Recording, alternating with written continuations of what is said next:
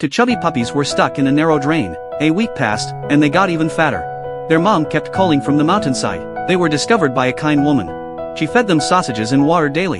The puppies got addicted to the treats. They rarely showed up unless hungry. The woman worried about their safety in the drain.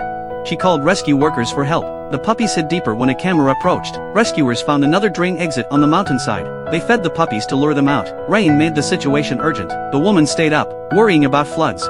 The puppies shivered, missing their mom. The older puppy comforted the younger one. Rescuers set a snare to catch them. Hungry, the puppies finally emerged. They were caught and placed in a cage. The woman was touched by their bond. The puppies were taken to a shelter. The woman became their new owner.